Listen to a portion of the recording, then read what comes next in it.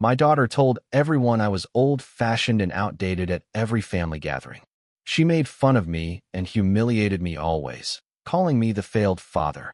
When she finally demanded that I transfer the family land in her name, I told her to wait one more week.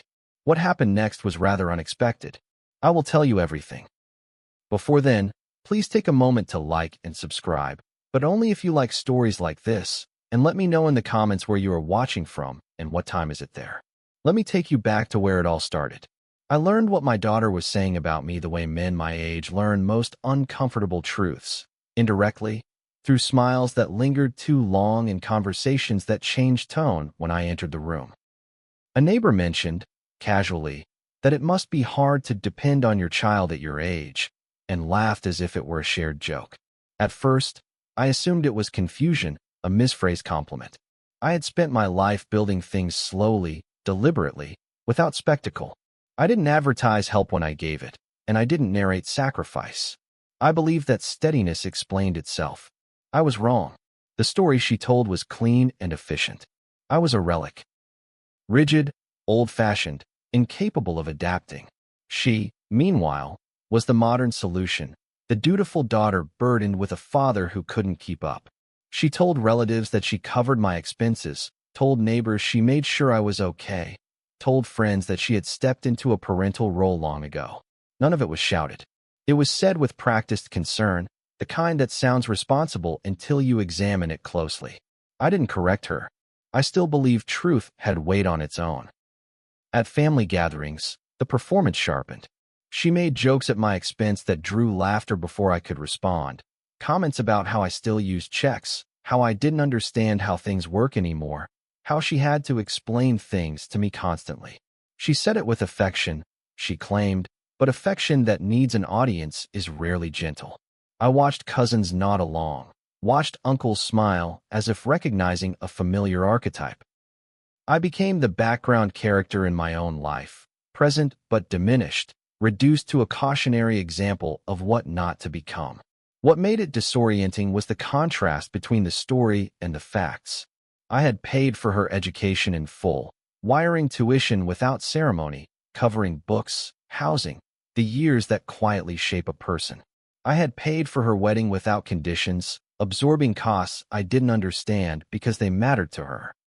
When she and her husband wanted their first home, I transferred the funds without fanfare, signed the papers she brought, and told myself this was what provision looked like when done correctly, quiet, unadvertised, complete. I didn't keep score. I kept going. She never denied these things outright. She reframed them. Education became an expectation. The wedding became tradition. The house became an investment I was managing. In her version, my contributions were either obsolete or strategic, never generous. I noticed how often she spoke about what she'd inherited, long before anything had changed hands. She spoke as if the future were already settled, as if the past had been edited to support it. I stayed silent, thinking restraint was dignity. Silence, I learned, can be mistaken for agreement. The shift wasn't sudden. It arrived in increments, like water rising around your ankles while you debate whether it's raining. A comment here, a correction there, a new listener added to her audience. I began to hear my own life summarized inaccurately by people who had never asked me a question. The cost wasn't financial. It was reputational. It was being spoken about as if I were a dependent when I had never depended on her for anything. It was realizing that the role I occupied in her story required me to be diminished for her to appear magnified. I didn't confront her because confrontation would have made me reactive, and reactivity was the posture she expected. Instead, I paid attention. I noticed how often she requested documentation after the fact, how she asked for copies just in case, how she preferred things in writing when money was involved. I noticed how she assumed access without asking permission, how she spoke of our land and our business as if ownership were a formality waiting to be processed. I began to understand that this wasn't resentment. It was rehearsal. The moment that clarified everything came at a holiday gathering when she laughed and told the table that she was basically my retirement plan. The room laughed with her. I didn't. I looked around and realized that no one was watching me anymore. They were watching her, gauging whether she was burdened, whether she was admirable for carrying me. In that moment, I understood that correcting her publicly would make me look defensive and small. So I smiled, raised my glass, and said nothing. Inside, something recalibrated. That night, after the house emptied, I went to my study and opened the filing cabinet I hadn't touched in years. It wasn't dramatic. It was administrative. I pulled out folders labeled with dates and purposes, records I had kept out of habit rather than suspicion, receipts, bank transfers, signed agreements she had asked me to make for clarity. I laid them out on the desk and saw my life not as a story but as a ledger, consistent, documented, unambiguous.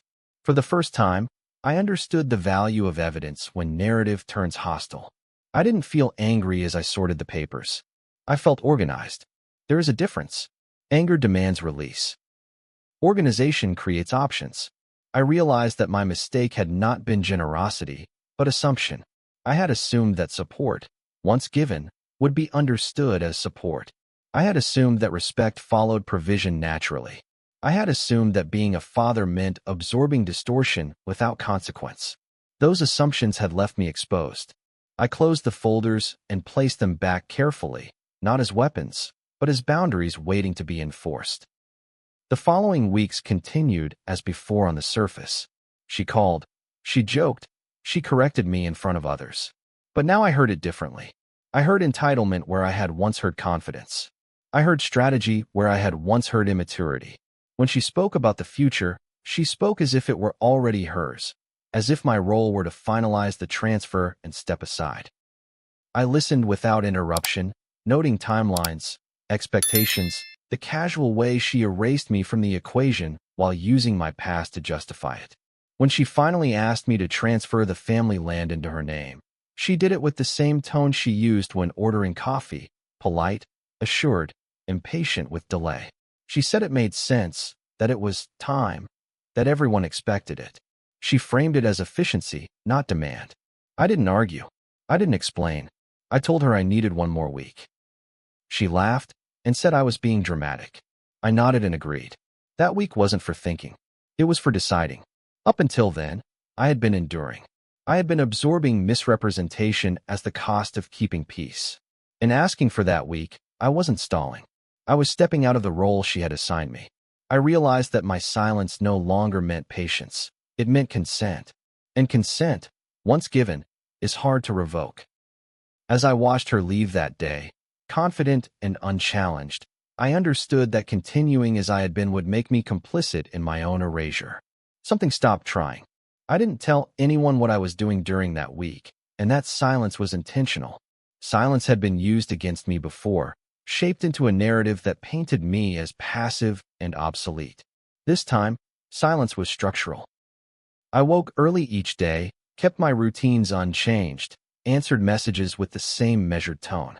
From the outside, nothing shifted. Inside, I was dismantling assumptions I had allowed to harden over years. I wasn't preparing an argument. I was preparing an exit from a role that no longer served me. Distance clarified what emotion had blurred, and for the first time in a long while, I wasn't reacting. I was acting. The first meeting was with my lawyer, someone I had worked with intermittently over decades, quietly, efficiently, without theatrics. I didn't frame the situation as betrayal. I presented facts, timelines, documents, statements made in public and requests made in private. I explained what I wanted to protect and, more importantly, what I no longer wanted to subsidize. He didn't look surprised. He rarely did. He asked precise questions, the kind that strip sentiment from decisions and leave only consequences. By the end of that meeting, the shape of the future looked different, not dramatic, but deliberate. We reviewed the structures I had built over a lifetime. The business shares distributed for continuity, the trust designed to provide stability without control, the will written with the assumption of mutual respect. Assumptions are fragile things. We didn't rush. We examined language, clauses, contingencies. Where there had once been generosity without condition, there would now be clarity with limits. Nothing illegal, nothing spiteful, just alignment between behavior and outcome. I didn't ask how it would look to others. I asked how it would function when challenged. The difference mattered. Between meetings, I took long walks alone, not to clear my head, but to test my resolve. It's easy to feel justified in an office with documents spread neatly across a table. It's harder when memory intrudes, when you recall first steps, late-night fevers, the early versions of someone before entitlement calcified. I didn't suppress those memories. I acknowledged them and kept going. Love doesn't require self-erasure. Support doesn't require silence in the face of distortion. I wasn't erasing her from my life. I was removing her from ownership of my future. Time passed differently that week. There was a stillness to it, a sense that I had stepped outside a pattern that had run unchecked for too long. I noticed how often my phone stayed quiet, how little I missed the constant expectation of availability. When she did call, she spoke about logistics, dates, meetings, plans already announced to others. She didn't ask how I was. She didn't ask what I needed. Her confidence remained intact, buoyed by the assumption that the foundation beneath her was immovable. I answered politely and gave nothing away. The second meeting with my lawyer was shorter. Decisions had been made. Documents were drafted, reviewed, adjusted. We discussed the business shares, how control could be consolidated without disruption. We discussed the trusts, how beneficiaries could be changed without spectacle. We discussed timing, not as strategy, but as respect for process. I signed where required, initialed margins, felt the peculiar calm that comes from finality achieved without confrontation. There was no thrill in it. There was relief. Relief doesn't announce itself. It settles quietly and stays. Outside that room, life continued to treat me as it always had. Neighbors waved. Relatives forwarded invitations. The version of me they carried remained unchanged, and I let it. I didn't need immediate validation. I had something better, alignment. For years, my external role and internal reality had been at odds. That week brought them back into agreement. I no longer felt the need to explain myself because my position no longer depended on understanding. Understanding is optional when structure is sound. There was a moment, late one evening, when doubt tried to reassert itself. I sat alone, documents neatly filed, the house quiet in a way it hadn't been in years. I wondered whether restraint would be misread again, whether silence would invite another narrative to take root. Then I realized something fundamental had changed. This silence wasn't an absence of voice. It was the presence of boundaries. Boundaries don't argue. They don't persuade. They simply exist, and those who encounter them adjust or collide. Either outcome is instructive. By the end of the week, everything that needed to be done was done. Nothing remained pending. There were no loose ends to negotiate away later under pressure or guilt. I had insulated the work of my life from revisionist storytelling. I had separated affection from entitlement. When the family meeting approached, I didn't rehearse what I would say. I didn't need to. The truth was already written, signed, and stored. Words would be incidental. I slept well the night before, not because I expected approval, but because I no longer required it. They still thought I needed them. The family meeting was scheduled at my house, as it often was, because familiarity has a way of disguising authority. People relax in spaces they think they understand. They sit where they've always sat, speak the way they've always spoken, and assume the roles assigned to them years ago are still valid. I didn't rearrange the room. I didn't change the seating. I let everyone walk into a setting that reinforced their expectations. My daughter arrived last, confident, already halfway through a story she wanted to finish. She greeted me the way you greet someone whose signature you expect to collect later. Conversation drifted predictably. Updates, jokes, subtle glances in my direction when she made comments about transitioning responsibilities and modernizing old systems. She spoke with the authority of someone who believed the outcome was inevitable. I listened without interruption. When the moment came, when she finally turned to me and said it was time to make things official, the room leaned in. They expected paperwork. They expected ceremony. What they didn't expect was calm. I didn't stand. I didn't clear my throat. I simply said that there had been a change. Silence arrived before shock. It always does when certainty is challenged without warning. I told them I had met with my lawyer. I told them I had reviewed my estate, my business interests, and my long-term plans. I didn't frame it as a reaction. I framed it as maintenance. I explained that alignment mattered, that narratives and structures needed to match. As I spoke, I watched faces shift from curiosity to confusion. My daughter smiled at first, assuming this was a preamble. When I said she was no longer a beneficiary of anything I had built, the smile didn't fall. It froze. I didn't raise my voice. I didn't accuse her of anything.